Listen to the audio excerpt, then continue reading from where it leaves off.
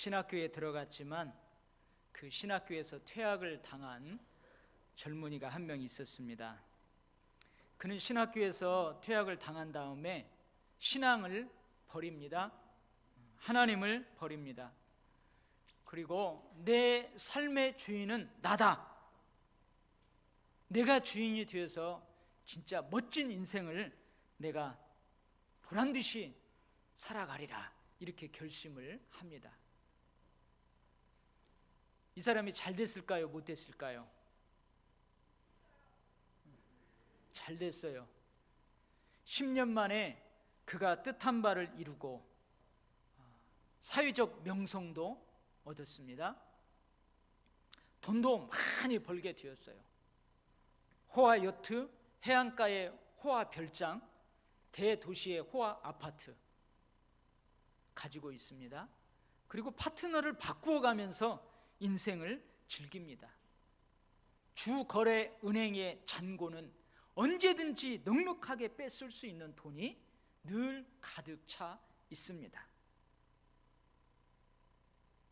이만하면 성공했습니까? 근데 안질병과 불면증에 시달리기 시작합니다. 잠이 오지 않는 밤, 칼로 자기 목을 찔러서 목숨을 끊으려고 자살을 몇 번 시도합니다.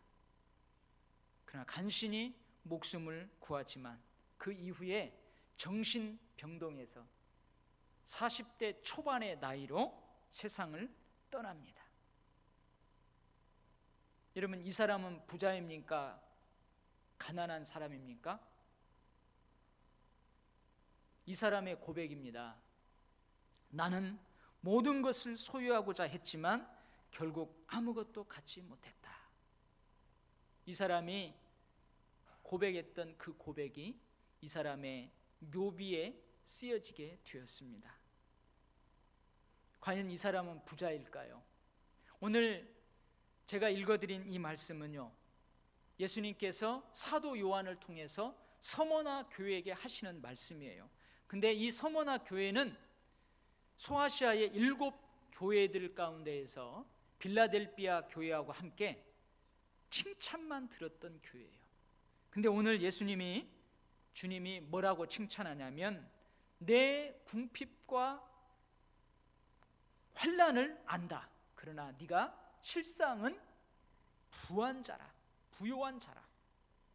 서머나 교회를 향해서, 서머나 교인들을 향해서 네가 환난과 궁핍 가운데 살아가고 있지만 실제는 부자라는 거예요. 부자라는 거예요.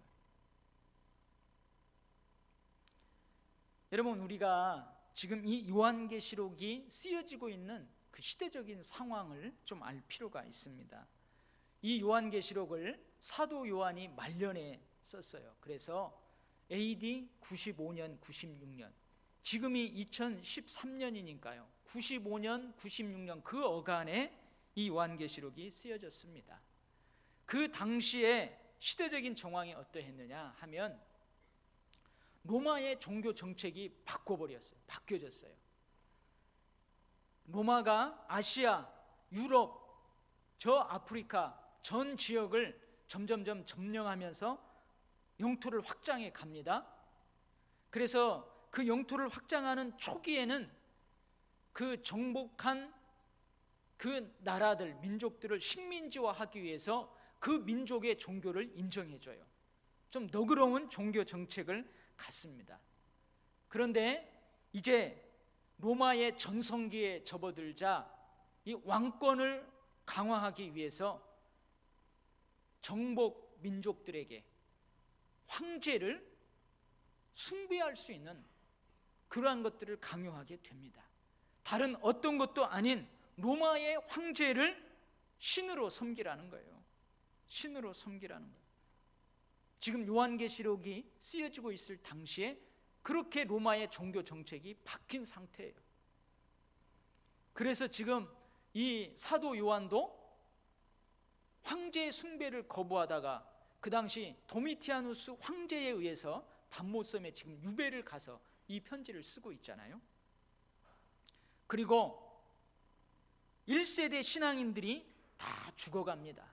1세대 신앙인이라고 하면 12사도를 비롯한 예수님의 공생애를 함께 살았던 사람들, 예수님이 30살의 공생애를 시작해서 짧은 3년의 기간을 가르치고 선포하고 고치고 그런 사역들을 함께 했던 제 신앙의 1세대들이 다 죽어가는 거예요. 그리고 제 2세대 신앙인들이 이제 그 신앙의 바톤을 이어갑니다. 여러분, 신앙의 개척자들은 어려워요. 신앙의 1세대들은요, 아무리 어렵고 힘들어도 신앙의 열정이 있어요. 근데 그것을 이어받은 제 2세대 신앙인들의 신앙 열심이 식어져 갑니다. 식어져요.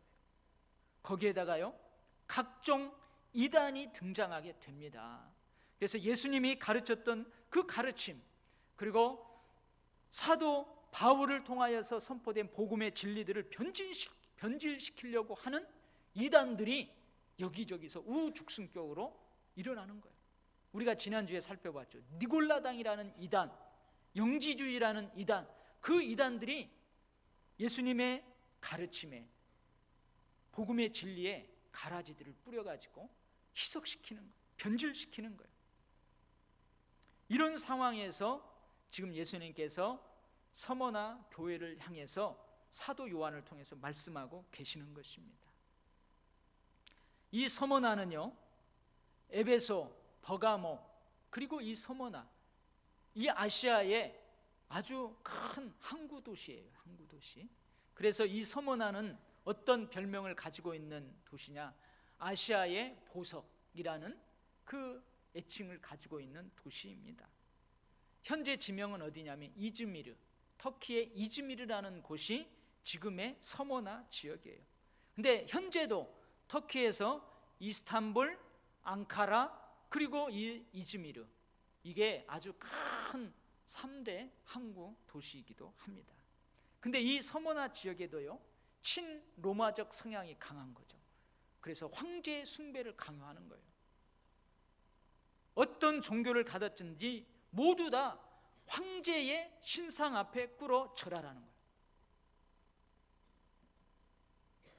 그리고 오늘 본문에 보면은 자칭 유대인이라 하는 자들의 비방도 내가 잘 알고 있다 그러잖아요. 이 서머나 지역에 그리스도인들을 핍박하는 유대주의자들이 있었다는 말이에요. 근데 이 서머나 지역에는요, 여러분, 예루살렘이 로마에 망하게 됩니다. 70년에 로마에 의해서 예루살렘이 망하게 돼요. 그때 이 유대인들이 어디로 다 흘러 들어오느냐? 이 서머나 지역으로 많이 흘러 들어왔어요. 그래서 이 서머나 지역에는 유대인들이 엄청 많았다고 합니다. 그 유대인들이 뭉쳐가지고 그리스도인들을 핍박하는 거예요. 그러니 여러분, 그러한 시대적인 정황과 그러한 지역에 세워진 서머나 교회, 얼마나 육신적인 고통이 있겠습니까? 여러분, 그 당시 황제 숭배를 거부하는 사람들은요, 끌어다가 어떻게 했냐면은, 여러분, 예수님이 십자가에 달리기 전에 채찍에 맞잖아요. 그 채찍을 맞습니다. 그리고 여러분, 바닷가에 가면 조개 껍질 있죠. 굴 껍질, 조개 껍질, 그것을 바닥에 다 깔아놓고 황제 숭배를 거부하는 크리스찬들을 옷을 다 벗겨가지고 그 위에 기어가라고 하는 거예요. 여러분, 생각만 해도 소름이 끼치잖아요. 그리고요, 뾰족뾰족 못이 박혀있는 그 위로 걸어가라고 하고 뒹굴라고 하고, 그것도 모자라서 굶주린 사자에게 산채로 그냥 던져 넣어버리는 거예요. 때로는요, 살아있는 사람을 불로 태워서 죽이기도 했습니다. 그러니 여러분, 내가 내 환난을 잘 알고 있다.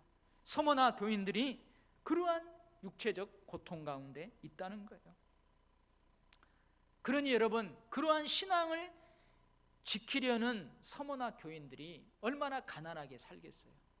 황제 숭배를 거부하면은요, 행정적으로도 정치적으로도 사회적으로도 소외를 당하는 거예요. 배제를 당하는 거예요. 불이익을 받게 되는 거예요. 그러니 그 궁핍함이 얼마나 심하겠습니까? 예수를 믿는 신앙 때문에 주변의 사람들로부터 핍박을 받고 그 신앙 때문에 직장을 잃거나 재산을 압류당하거나 그래서 경제적으로 어려움 가운데 그렇게 살아가고 있었습니다. 여러분, 세상적인 안목으로 보았을 때 과연 서머나 교인들이 부자입니까? 아니잖아요. 절대 부자가 아닙니다. 제가 초반에 이야기했던 것처럼요, 부자는요 호화 주택을 가지고 있어야 되고요, 주거래 은행 통장에 잔고도 많이 있어야 되고요, 그래야 부자 아니에요? 쓸 거 이자 걱정 없이 살아가야 부자 아니에요? 부자 아니잖아요. 근데 예수님은 이 서머나 교회가 실상은 부요한 자라고 하는 거예요. 예수님은 서머나 교인들이 부요한 자라고 칭찬을 하고 있습니다. 그래서 제가요 여기까지 성경을 읽다가 하나님께 질문을 했어요. 하나님, 아니 예수님을 위해서, 복음 전도를 위해서 말씀대로 살려다가 신앙의 정절을 지키다가 그렇게 핍박을 당하고 어려움을 당하면 하나님이 사실 그거 해결해 주고 축복해 주셔야 되잖아요. 그러지 않아요? 땅에 기름진 것들로, 하늘에 신령한 것들로 하나님 축복해 줘야 되잖아요.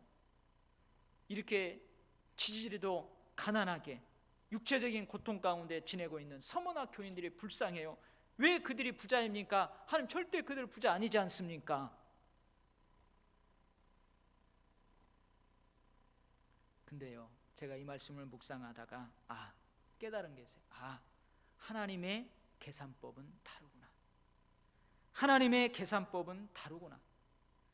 하나님의 계산법에서는요 우리 눈에 보이는 세상의 세상적인 부요가 전부가 아닙니다. 하나님의 계산법에는 눈에 보이지 않는 하나님 나라의 영적인 부요도 있다는 거예요. 이 세상에서 세상적 부요함으로 부자로 살았어요. 그러나 하나님 나라에서의 영적 부가 없으면 그 사람은 가난한 사람이라는 말씀입니다. 하나님의 계산법에는 그 사람은 가난한 사람이에요. 이 세상에서 세상적 부요함 없이 가난하게 살았습니다. 그러나 하나님 나라에서의 영적 부가 쌓이고 쌓인 사람은 그 사람은 부요한 사람이에요. 서머나 교회가 여기에 해당됩니다. 여러분, 제가 또 한 가지 이것을 묵상하면서 하나님, 우리 도일교회 성도들은 다 이렇게 부한 사람 되게 해주세요 기도했는데요, 또 어떤 사람이 부자냐? 이 세상에서 부유하게 잘 살았어요. 하나님이 땅에 기름진 것들로 많은 축복을 주었어요. 그래서 이 땅에서 근심 걱정 없이 경제적인 쪼들림 없이 잘 살았어요. 뿐만 아니라 하나님이 주신 그 부요함의 축복을 가지고 하나님 나라에서의 영적 부를 많이 쌓은 사람, 이 사람 역시 부요한 사람입니다. 그러면서 제가요, 하나님, 저도 그렇고 우리 도일교회 모든 성도들도 그렇고 이렇게 부자가 되게 해 주십시오. 아멘 안 하시네요. 나는 이 도일교회 와서 특징이 하나 있어요. 이렇게 사모함이 없는 것 같아요. 이를 악물고 그래 다른 교회 성도들은 축복받았다고 하는데 우리도 축복받자 이런 거 없어요. 그냥 축복 주면 주는가 보다, 그러면 그런가 보다, 이렇게 살아도 뭐 괜찮은데 그러지 마세요. 좀 거룩한 욕심을 좀 가지시기 바랍니다. 아멘. 이렇게만 부유한 삶을 살면은 얼마나 좋겠어요. 그러나 여러분, 이 땅에서 환난과 궁핍 가운데 살아가면서도 이 서머나 교인처럼 부유한 자로 살아갈 수 있다는 말입니다. 결국 여러분, 하나님의 계산법은요, 영적으로 부한 사람이 진짜 부자인 거예요. 영적으로 부한 사람이 진짜 부자인 거예요. 그렇다면 하나님으로부터 실상은 네가 부유한 자니라 칭찬을 듣는 사람의 삶은 어떤 삶일까요? 이 세상에서 우리들이 어떠한 삶을 살아갈 때 하나님 나라의 영적 부가 차곡차곡 쌓이게 될까요? 주님을 위해서 희생하고 소래보는 삶을 살아갈 때 여러분, 저 천국의 영적인 부는 차곡차곡 쌓이게 됩니다. 신앙의 절개, 여러분 그리스도인의 자존심을 지키려다가 핍박을 받고 굴욕적이고 모욕을 기꺼이 감내하는 삶을 살아갈 때, 그래요, 저 그리스도인입니다. 그래요, 저 하나님의 백성입니다. 그래요, 저 도일교회 성도입니다. 그 자존심을 지키려다가 사람들로부터 핍박을 받고 굴욕적이고 모욕을 당해요. 그러나 그것을 기꺼이 감내하는 삶을 살아갈 때, 여러분 천국의 영적 부는 차곡차곡 쌓이는 거예요. 이러한 삶을 살아가는 성도는 죽은 자 같으나 실상은 살아있고, 가난한 자 같으나 많은 사람을 부유하게 하고, 아무것도 없는 자 같으나 모든 것을 가진 자라 할 수 있습니다. 이게 바로 고린도 교회를 향한 사도 바울의 칭찬이에요. 믿습니까 여러분? 우리는 죽은 자 같으나 실상은 살아있어요. 왜요? 우리 안에 예수 그리스도가 계시기 때문에, 저 천국의 영적 부가 있기 때문에. 인도의 성자라고 하는 마하트마 간디, 여러분 간디를 잘 알 거예요. 근데 간디가 1930년대에 인도의 그 상황을 바라보면서, 현실을 바라보면서 나라를 망하게 하는 그 사회 악 7가지를 이야기했어요. 원칙 없는 정치, 도덕성 없는 상업, 노동 없는 부, 인격 없는 교육, 인간성 없는 과학, 양심 없는 쾌락, 그리고 마지막 한 가지가 뭔 줄 아세요? 희생 없는 신앙. 여러분 우리 기독교는요 희생의 종교예요. 십자가의 종교예요. 근데 자기 희생을 망각하고 위선적인 신앙생활을 하는 신앙인들이 많아지면 나라가 망하게 된다는 거예요. 우리나라로 번역을 하면요, 우리나라 한반도에 여기저기 교회들이 다 세워져 있어요. 그리고 그 예배당에서 오늘 우리가 이렇게 모여서 예배드리는 것처럼 지금 한반도 전국 곳곳에 세워지는 교회에서 예배당을 꽉 채워서 예배드리는 성도들이 있어요. 근데 그 성도들이 십자가를 내팽개쳐버리고, 저 십자가의 희생 정신을 내팽개쳐버리고 위선적인 신앙생활을 해나가면, 그런 성도들이 많으면 이 나라는 망하게 된다는 거예요. 이게 간디가 1930년대에 인도의 현실을 바라보면서 사회의 큰 7가지 죄악, 나라를 망하게 하는 7가지 죄악 중에 이 희생 없는 신앙을 이야기하고 있습니다. 그래서 여러분 우리 교회의 역사에는요 늘 희생이 있었어요. 늘 환난이 있었어요. 늘 고통이 있었어요. 지금 1세대의 신앙인들이 죽어가고 2세대의 신앙인들이 이제 막 세워진 그 교회에 이러한 놀라운 핍박들이 일어나게 되잖아요. 우리 한반도에 처음 예수님 믿는 그 신앙이 들어왔을 때에도 얼마나 많은 핍박이 있었습니까? 교회의 역사 가운데에는 반드시 희생이 있게 된다는 거예요. 근데 이러한 희생 정신을 망각하는 신앙인들이 많아지면 많아질수록 그 나라는 곧 망하게 된다는 것입니다. 천국 신앙, 상급 신앙으로 여러분 영원한 가치에 투자하는 삶을 살아갈 때 저 하나님 나라의 영적인 부가 쌓이게 되는 것입니다. 여러분 세상의 부는 유한합니다. 제가 아까 이 얘기했죠. 그래, 내 인생의 주인은 나다. 신앙도 버리고 하나님도 내팽개치고 성공했어요. 그 사람이 부자가 되었어요. 그러나 그 부로 얼마나 살았습니까? 40대 초반에 정신병원에서 삶을 마감하게 되지 않습니까? 이 세상의 부는 그 많고 적음에 따라서 유한하고 무한한 게 아닙니다. 많든지 적든지 유한합니다.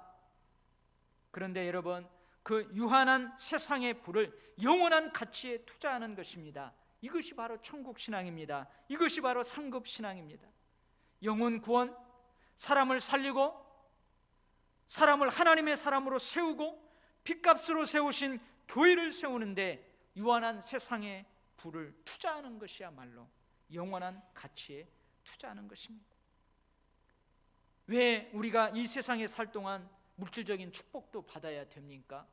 왜 제가 여러분들의 직장과 여러분들의 사업장과 여러분들의 가정 경제와 여러분들의 자녀들을 왜 축복합니까?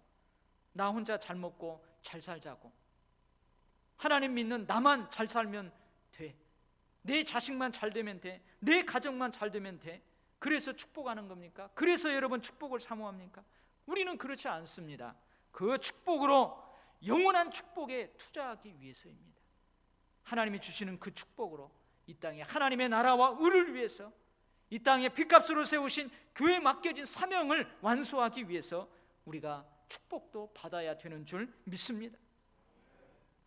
이 세상에 살 동안 아무리 많은 물질적인 부를 가지고 잘 먹고 잘 살았다고 하더라도 영원한 영적인 가치에 투자하는 삶을 살지 못했다면 그 사람은 가난한 사람입니다. 가난한 사람이에요.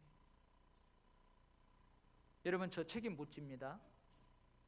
여러분 믿든지 말든지 책임 못 져요. 저는 선포했습니다. 여러분, 우리의 삶은 이 땅에서 끝이 아닙니다.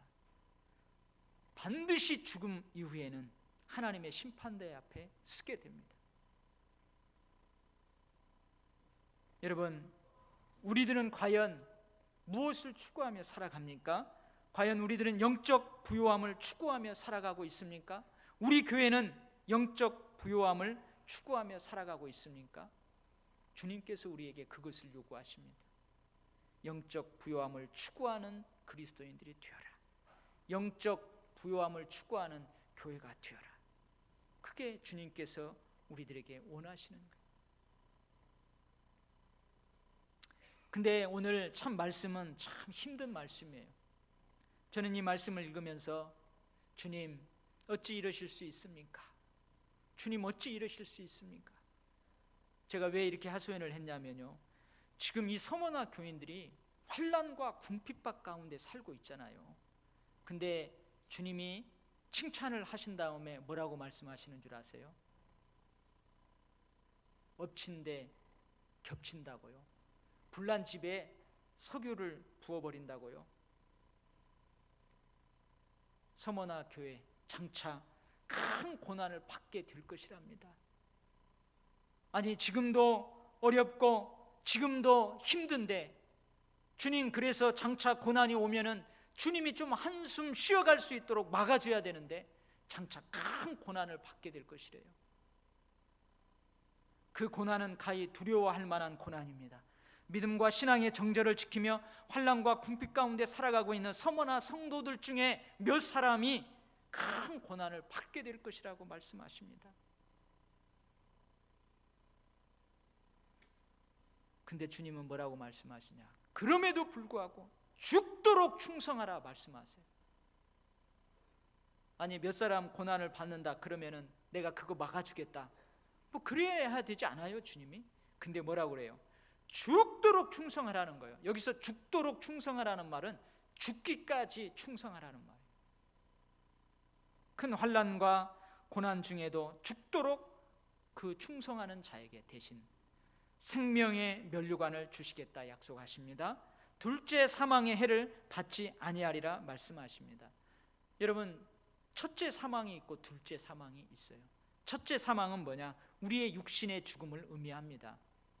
여러분, 오래 살면 100살 넘게 사셔도 죽어요. 우리 육신의 죽음이 첫째 사망입니다. 둘째 사망은 이제 육신의 죽음 이후에 하나님의 심판대 앞에 서서 영벌에 처하게 되는 영원한 심판, 영원한 사망을 의미합니다. 이것이 여러분 둘째 사망이에요. 환난과 핍박 속에서도 신앙을 배신하지 않았어요. 예수님을 부인하지 않았어요. 믿음과 신앙의 정절을 지키고 죽도록 충성했어요. 그 사람은 둘째 사망을 면한다는 거예요. 결코 불못에 들어가는 영원한 저주의 심판을 받지 않게 된다는 거예요. 대신 뭘 받아요? 생명의 면류관을 받게 된다는 말씀입니다. 근데요, 이 말씀이 지금 96년 어간에 쓰여졌다고 그랬잖아요. 근데 그로부터 한 60여 년 후에 156년 그 즈음에 이 서머나 교회에 정말로 엄청난 그러한 고난이 찾아옵니다. 어떤 고난이냐? 그 교회를 담임하고 있는 영적 지도자로 있는 폴리갑이라는 그 감독이, 지금으로 말하면 목사님이죠, 폴리갑이라는 목사님이 순교하는 사건이 일어나게 됩니다. 근데 이 폴리갑이라는 사람은 참 기구한 인생을 사는 사람이에요. 원래 이 폴리갑이라는 감독은요, 안디옥 출신이랍니다. 근데 이 안디옥의 노예 시장에 노예로 팔려 나왔어요. 그래서 이제 노예들을 다 팔려고 이렇게 세워놓는데, 이제 전해지는 이야기에 의하면은 그 안디옥에서 노예 시장에 팔려 나왔는데, 그 안디옥에 사는 아주 부자 과부 한 여인이 이 폴리갑을 사요. 근데 이 폴리갑을 노예로 이제 부리다가 보니까, 지켜보니까 이 폴리갑이 너무 똑똑한 거예요. 너무 똑똑하고 아주 총명해요. 일도 잘하고 성실하고 덕망도 있고. 그래서 이 여인이 이제 죽을 때쯤 돼가지고 이 폴리갑을 자유인으로 해방시켜줍니다. 자유인으로 해방시켜줘요. 자유인이 된 폴리갑은 누구를 만나느냐? 사도 요한을 만나게 돼요. 그리고 사도 요한의 소하에서 이 복음을 전수받게 돼요. 진리를 전수받게 돼요. 그래서 사도 요한의 제자가 됩니다. 그리고 젊은 나이에 이 서머나 교회의 지도자, 감독이 됩니다. 폴리갑이 86세 되던 156년에 그가 순교하는 사건이 발생하게 되는데요. 왜 순교를 하게 되느냐? 로마의 황제 숭배를 거부합니다. 그래서 폴리갑과 그 서머나 교회 11명 정도의 성도들이 유대인들의 밀고로 체포가 되어가지고 끌려가요. 당시 총독이었던 게르마니쿠스는 이 폴리갑이 덕망이 있고 또 인격도 있고 이것을 잘 알고 있어요. 그래서 어떻게든지 그 폴리갑을 살리려고 해요. 풀어주려고 합니다. 그러면서 폴리갑한테 뭐라고 하냐면, 제발 한 번만 이렇게 이야기하면 되는데 한 번만 말해라. 그러면 풀어주겠다. 그게 뭐냐? 예수를 욕하고 황제의 신상에 절하라. 그러면 내가 풀어주겠다. 그러자 폴리갑이 이렇게 대답합니다. 86년 동안 내가 섬겨온 주님은 언제나 나를 인자하심으로 대하셨어. 그런데 내가 어찌 그분을 모독할 수 있단 말이오? 그러자 총독은 더 위협을 가합니다. 그러면은 너를 살아있는 채로 저 사자 우리의 사자의 밥으로 던져넣겠다. 그러나 폴리갑은 두려워하지 않고 전혀 겁먹지 않고, 그래 어서 사자를 불러라, 어저 사자를 불러라, 겁먹지 않습니다. 그러자 이번에 총독은, 그러면은 내가 너를 불태워 죽여버리겠다. 그러자 폴리갑이 이렇게 대답합니다. 총독이여, 잠시 있다가 꺼질 이 불보다 장차 심판을 위해 예비된 하나님의 영원한 진노의 불을 두려워하시오. 결국 폴리갑은 병사들에 의해서 활활 타오르는 장작불 속에 던져져요. 근데 그때 놀라운 기적이 일어납니다. 희한한 일이 일어나요. 불길이 폴리갑을 피해서 타오르는 거예요. 불길이 폴리갑을 피해서 타오르는 거예요. 그러니까 옆에서 지켜보였던 병사들이, 야, 저 불길도 저 폴리갑의 육신을 태우지 못하는구나 하고 옆에서 칼을 빼가지고 그 심장을 찔러가지고 죽여버려요. 서머나 교회가 세워졌던 그 터키의 이즈미리에 가면은 그곳에 폴리갑 기념교회가 세워져 있습니다. 폴리갑 기념교회가 세워져 있어요. 저도 거기에 갔어요. 사진도 찍어놓고 비디오에다가 영상도 담아놓았는데요. 언제 우리 같이 볼 기회가 있을 겁니다. 그 폴리갑 기념교회에 가면 도무로 되어 있는 그 천장에 17세기 프랑스 화가 네이몽 페레라는 사람이 프레스코화를 그려놨어요. 그림을 그려놨는데 어떤 그림을 그려놨냐면 폴리갑이 순교하는 그 순간을 이렇게 그려놨습니다. 근데 그 그림을 자세히 보면은 폴리갑이 막 불 속에 들어가서 불이 막 타오르고 병사들이 칼로 그 심장을 찌르려고 하는 장면이 그려져 있고, 그 옆에 보면은 포승줄에 손이 딱 묶여가지고 그 폴리갑의 순교를 지켜보고 있는 한 젊은이, 다음에 자기가 죽을 차례를 기다리면서 그 폴리갑의 순교를 지켜보고 있는 한 젊은이가 그려져 있어요. 거기에 그 남자가 누구냐? 바로 이 그림을 그린 레이몽 페레라는 사람입니다. 자기 자신을 거기에다가 그렇게 그려놓았어요. 그러면서 이 사람은 그 그림 안에 호송줄에 묶여 그 다음 순교의 차를 기다리고 있는 자기 자신을 그려 넣어서 그 그림을 보는 사람들에게 메시지를 전하고 있는 거예요. 믿음으로 살고자 하는 성도들이라면 누구나 희생, 순교를 기꺼이 감수해야만 한다는 것을 지금 보여주고 있는 것입니다. 너희가 10일 동안 환난을 받으리라. 여기서 10일은요 딱 열흘을 이야기하는 게 아니에요. 저 천국에서의 삶하고 비교하면 짧은 시간, 어느 일정 기간 너희들이 환난을 받으리라 그 말이에요. 그러나 네가 죽도록 충성하라. 그리하면 내가 생명의 면류관을 내게 주리라. 이기는 자는 둘째 사망의 해를 받지 아니하리라. 주님 너무 하시면서도요 힘이 나더라고요. 힘이 나요. 달리는 말에 채찍질한다고요. 죽도록 충성하라. 죽을 수 있을 정도로 충성하라. 그리하면 생명의 면류관을 너에게 주리라. 둘째 사망의 해를 받지 아니하리라.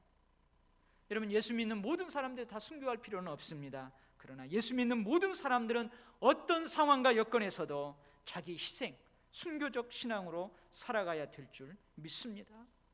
여러분, 이것이 바로 주님이 원하시는 교회의 모습입니다. 서머나 교회를 향하여서 하시는 그 주님의 음성은 바로 우리 교회를 향하여서 하시는 주님의 음성이고 우리를 향한 주님의 말씀입니다.